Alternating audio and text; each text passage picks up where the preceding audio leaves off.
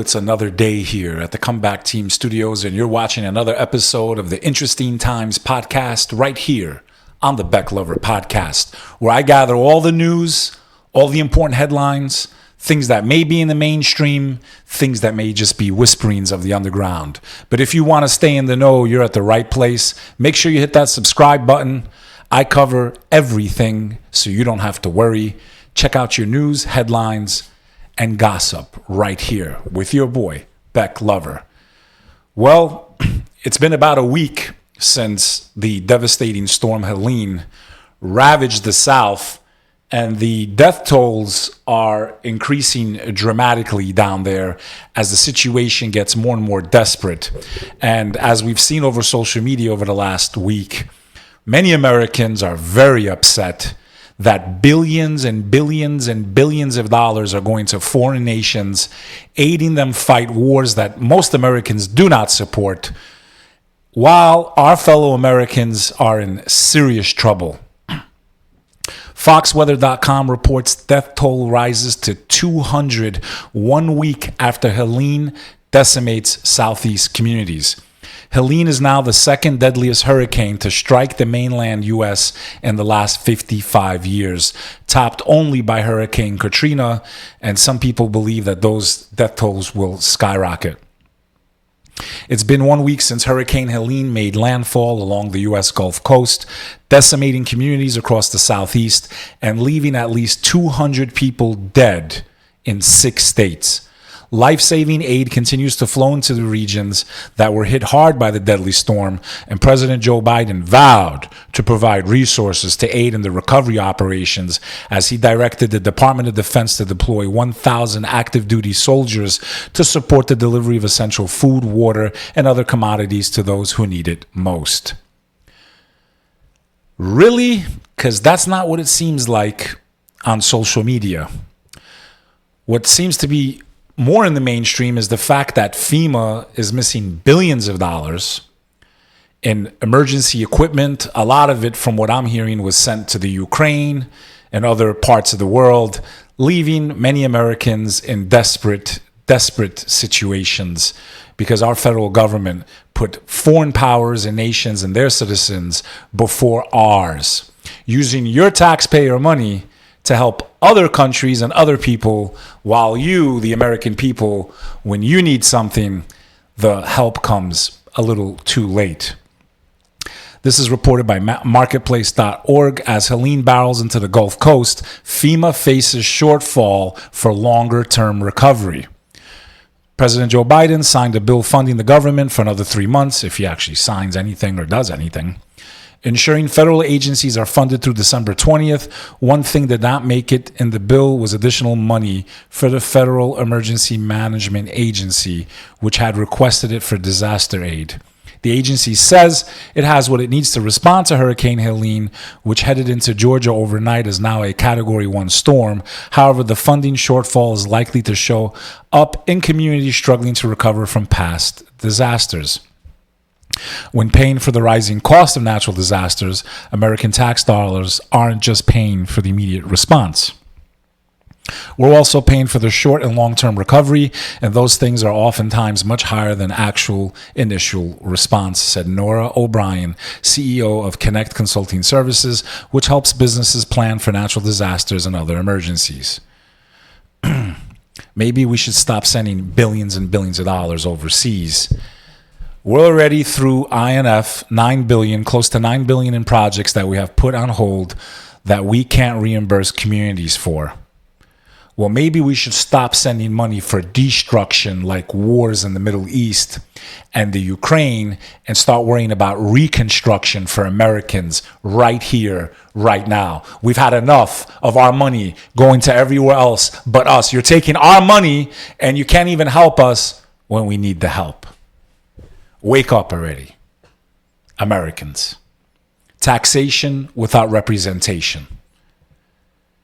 Not only do they not have enough money to help everyone that's been affected by natural disasters, they even stop people trying to help where they fall short, Like this South Carolina pilot who was trying to run missions to people cut off because the roads and the infrastructure got destroyed by the storm, and they threatened him with arrest. Can you imagine another American trying to help other Americans in need because the government is late to respond and doesn't even have the money, and they stop other Americans from helping other Americans in their times of need? That's what it means to be an American. So I just want to recognize this pilot and many of them who were told if they don't stop, they're going to be in trouble. Back to the mountains, where remarkable stories of survival are now being shared days after Helene wreaked havoc in North Carolina. But one Pageland man's efforts to help are now the source of controversy. He flew his own chopper on his own dime to help stranded victims. But that man says he abandoned his rescue missions after a fire official threatened to have him thrown in jail. Well, that man now wants answers and turned to Queen City News Chief Investigator Jody Barr to help figure out what went wrong here. Experienced helicopter pilot's mission to rescue flood victims was abruptly halted after he was threatened with arrest. Hearing about stranded people frantically begging for help, he decided to fly his own helicopter to assist. He knew it was going to be the only way out for many. He went over his flight plan with Queen City News reporter from his hangar in South Carolina. There were no restrictions in the airspace around Lake Lure, one of the worst hit locations. He checked. His phone was blowing up with emotional pleas from residents, including a woman who said she and her family and pets were trapped with no water or electricity.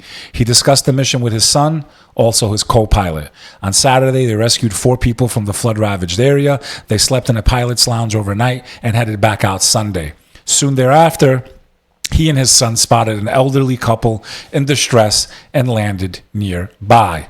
He didn't want too much weight in the helicopter, so he left his son and the woman climbed aboard.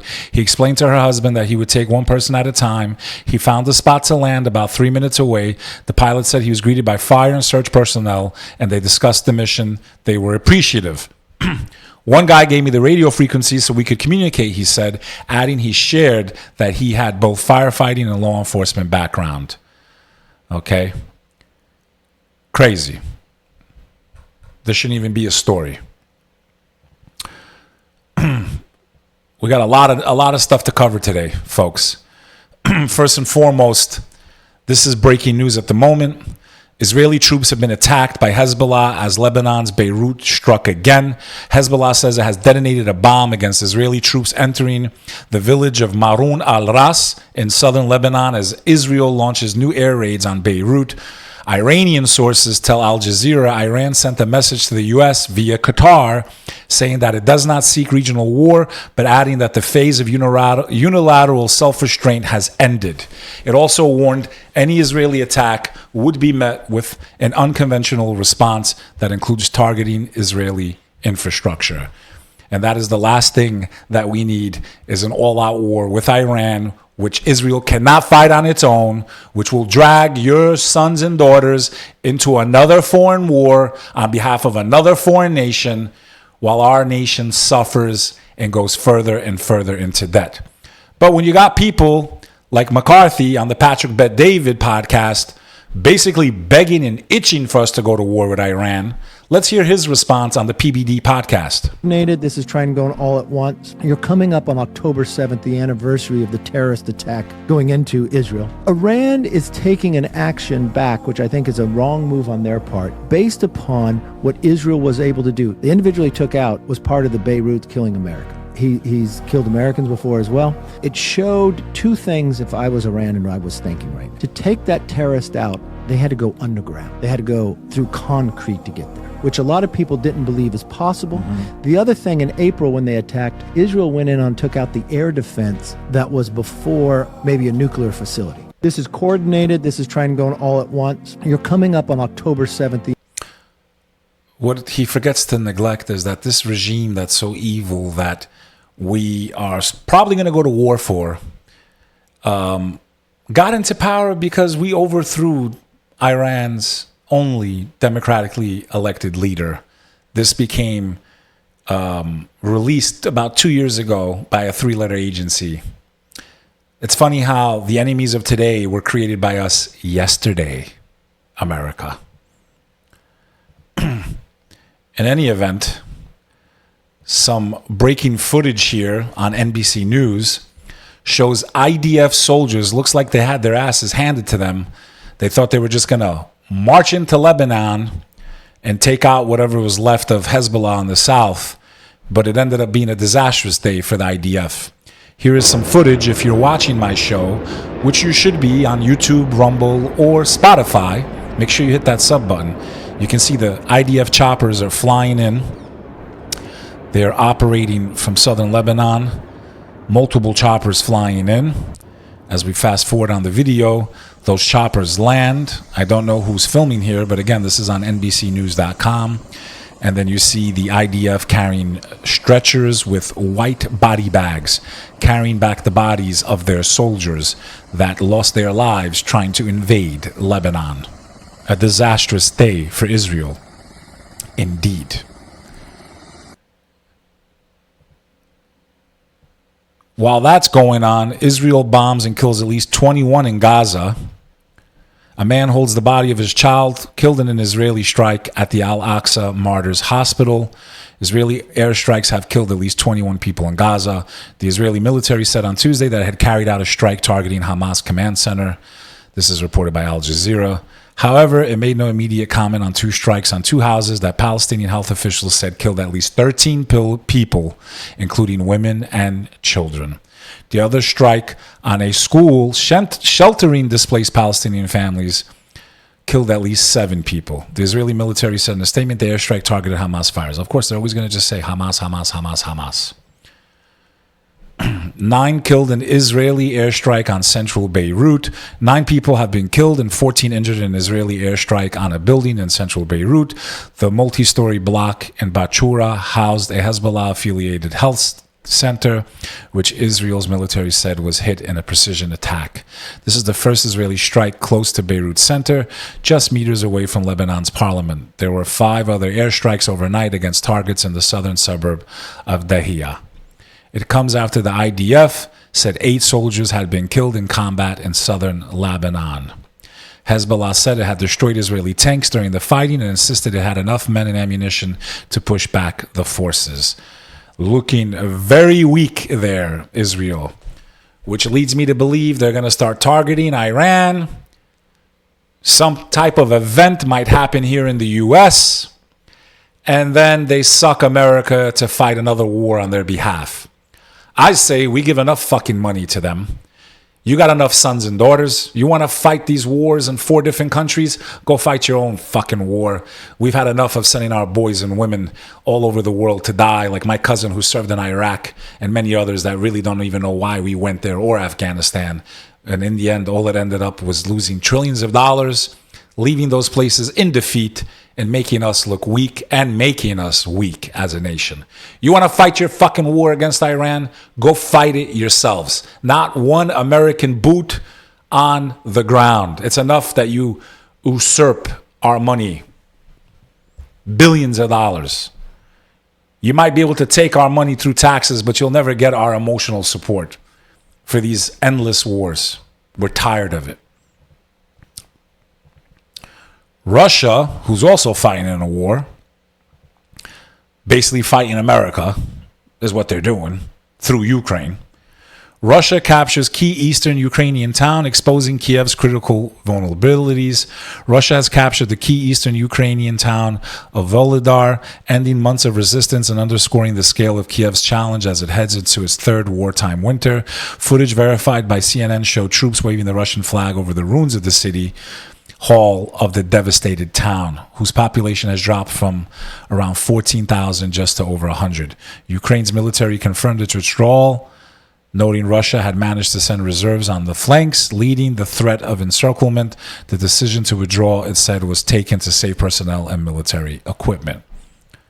This war is far from over. A little bit more about the floods I spoke about earlier. Shock of deadly floods is a reminder of Appalachia's risk from violent storms and a warming climate. Mayorkas warns FEMA doesn't have enough funding to last through hurricane season. Well, why don't we stop sending money overseas? It's real simple. Like, America first. Americans first. Our soldiers only to protect us. There's another article about Israel's defeat yesterday in Lebanon. Israel calls for evacuations from South Lebanon as explosions are heard in Beirut. It's not easy to go and fight man to man and face your enemy, right? Dropping bombs from a plane is easy. Blowing up buildings full of civilians to hit a terrorist is easy. But fighting man to man, not so easy, is it? Even with all the technology you got. And again, I want to clarify something. My judgment of the Israeli government doesn't mean that I'm against Israeli people or Jews. I actually have many. One of my best friends is Israeli. I love him with all of my heart. And I feel for his family and any innocent family caught in the crossfire of these wars. But enough already. Future president, probably, Donald Trump's wife, former First Lady, future First Lady, Melania Trump passionately defends abortion rights in upcoming memoir. It is imperative to guarantee that women have autonomy in deciding their preference of having children based on their own convictions, free from any intervention or pressure from the government. The Republican nominee's wife writes amid a campaign in which Donald Trump threats to women's reproductive rights have played a central role. And Elon Musk actually tweeted about this, and Donald Trump responded. He's like, I'm not against abortion. I've pushed it back to the states. It's in the states' hands, and I don't see a problem with that. Maybe I'm very religious and I don't want to live in a state that supports that. Maybe then I can leave and go live in a place like Texas, maybe. And those people that want to do what they want to do can move to New York or whatever. And I know it's easier said than done. But I think the states should have more autonomy. Each state has different people, mixes of different cultures and religions and faiths. And maybe they want more conservative values and they should have that right. But Donald Trump has made it pretty clear. He's not against abortion. He also said on X Space last night, on Twitter, Elon Musk's platform, that he would never endorse a national abortion ban. But something that got blocked for this asshole, judge blocks new California law cracking down on election deepfakes. A new California law allowing any person to sue for damages over election deepfakes has been put on pause after a federal judge granted a preliminary injunction Wednesday blocking it. U.S. District Judge John A. Menendez said artificial intelligence and deepfakes pose significant risks, but he ruled that the law likely violates the First Amendment. Most of AB 2839 acts as a hammer instead of a scalpel, serving as a blunt tool that hinders humorous expression and unconstitutionally stifles the free and unfettered exchange of ideas, which is so vital to the American democratic debate, Menendez wrote. The law took effect immediately after Governor Gavin Newsom signed it last month. The Democrat signed two other bills at the same time aimed at cracking down on the use of AI to create false images or videos in political ads ahead of the 2024 election. They're among the toughest laws of their kind in the nation. We're confident the courts will uphold the state's ability to regulate these types of dangerous and misleading deepfakes. Well, I think he guessed wrong. So that was a fail for Gavin Newsom. From what I can tell, and I'm very hesitant on endorsing leaders and stuff like that, but this guy seems to be the real deal. The president of Salvador, who went to war with one of the most deadliest gangs and cartels in the world, turned his once most dangerous place to live. It just shows you how quickly, when they want to fix things. Now imagine, this guy was able to get MS-13 and all these massive cartels, basically rounded them up like cattle and threw them into prisons. And Salvador has once again become a safe nation. Even tourism has increased. It just shows you when you have a righteous leader. This guy seems to talk about God and fighting against the devil, and he seems to be against globalism. I really, really like this Nayib Armando Bukele, president of the Republic of Salvador. And if you're from Salvador, you should really be proud of this guy. This guy is doing an amazing job. Let's listen to a little bit of him talking about protecting freedom of speech and freedom in the mind. This guy sounds like the American president should sound. The president of Salvador sounds like the president of America should sound, especially when if we were watching a movie. streets no longer belong to the people. They've fallen into the wrong hands, the hands of drug traffickers and gangs. They can't call themselves a free country when people can't freely walk in the street without fear of being attacked. We're also seeing the erosion of freedom of expression. Just 1 decade ago, it was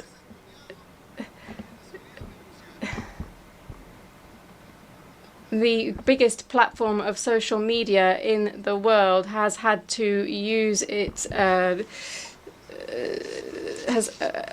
citizens of Western countries have been arrested for their postings on social media. Governments have had to impose restrictions. This isn't a conspiracy theory. These are fully documented, proven facts. You can't win the favor of the people without respecting people.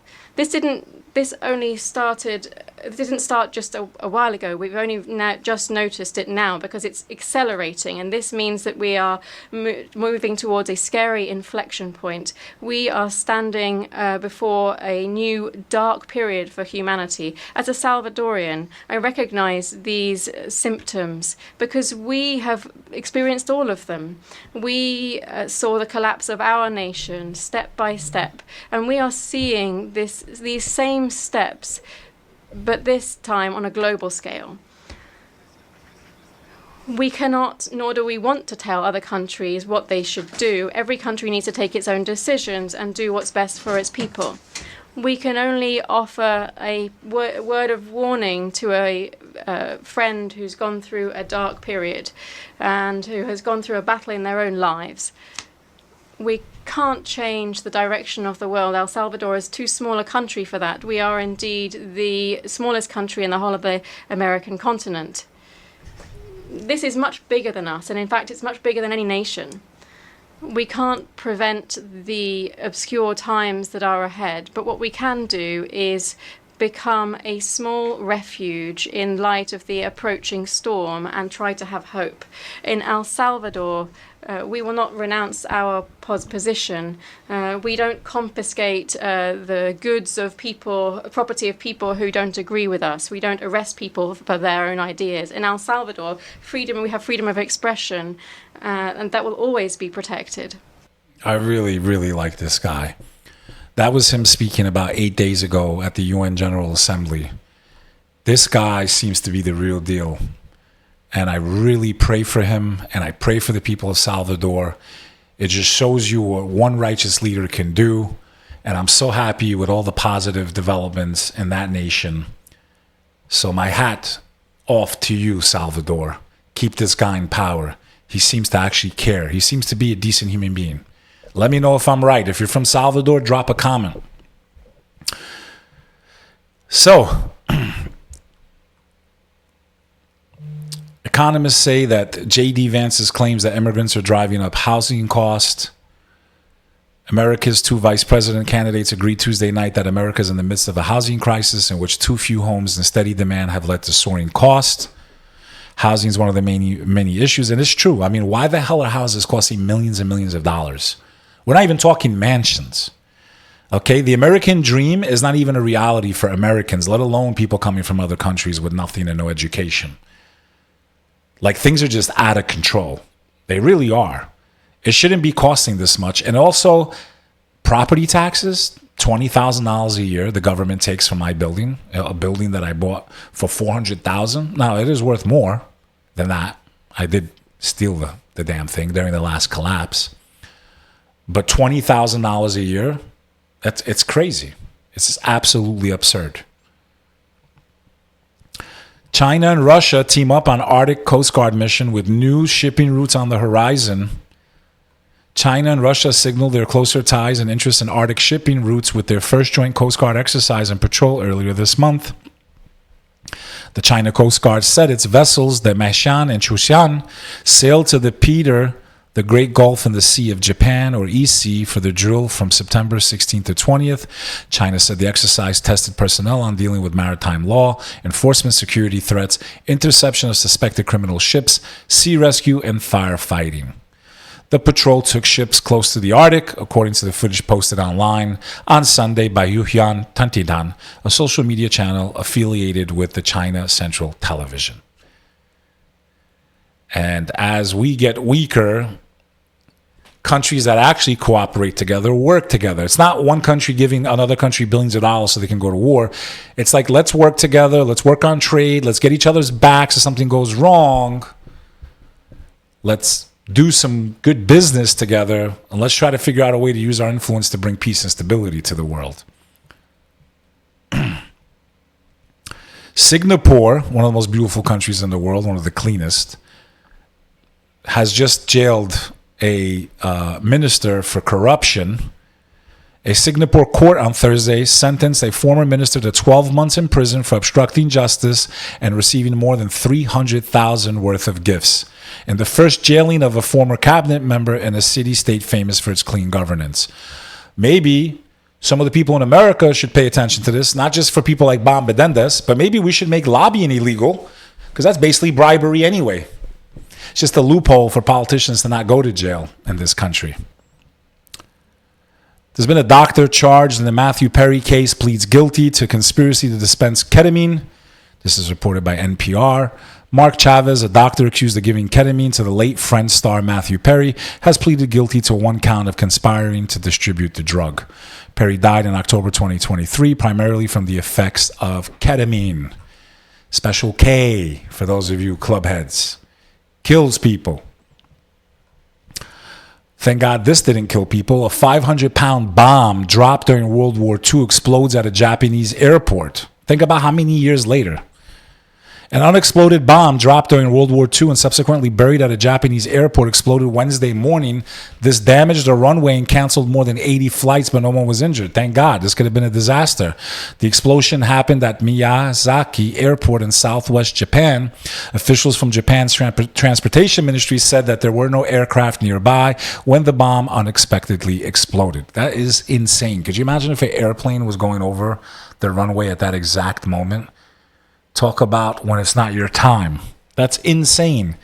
And that, we're talking about 80, 90 years ago, whatever it was, World War II, and these munitions are still live and can just explode at any time. It's absolutely insane. The UK will give sovereignty of Chagos Islands to Mauritius. So I said that, Mauritius. I can't even say it right, man. Make fun of me, people. The UK has announced it is giving up sovereignty of a remote but strategically important cluster of islands in the Indian Ocean after more than half a century. The deal reached after years of negotiation will see the UK hand over the Chagos Islands to the Mauritius in a historic move. I believe I'm pronouncing that correctly. It's a tiny-ass island country. We say it once every 10 years, maybe I say that word. The U.S.-UK base will remain on Diego Garcia, a key factor enabling the deal to go forward at a time of growing geopolitical rivalries in the region between Western countries, India and China. Just another sign of how long the everlasting effects of colonization have been. Houthis email alert to Red Sea ships, prepare for the attack. Now, this is important because we still have... day 3 now, I believe, or 2 of the shipping porters work strike. The K is growing as U.S. port dock workers strike enters 3rd day. I'm telling you, this thing goes on for a couple of weeks. We're in serious trouble here in the U.S. All right? Pay attention to this thing. Get the supplies you need now while they're still in the stores. Don't be late to the party. Okay? Go get some 50-pound bags of rice and flour. I shit you not. Get some canned food, some tuna, some mayo, because you might be making sandwiches for a while. Get some flour. Get some yeast. Figure out a way to make bread if you don't have eggs. Pink Floyd sold the rights to their music for $400 million.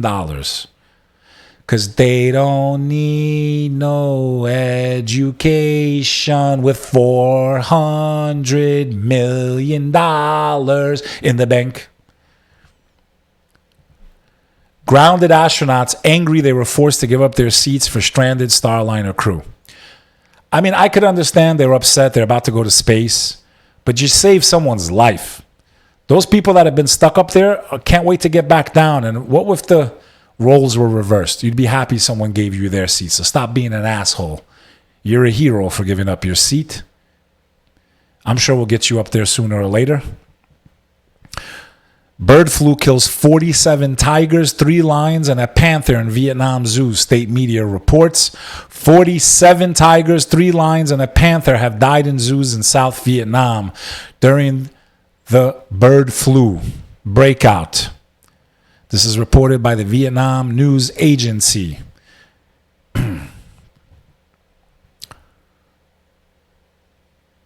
People giving their children, jabs has dropped dramatically.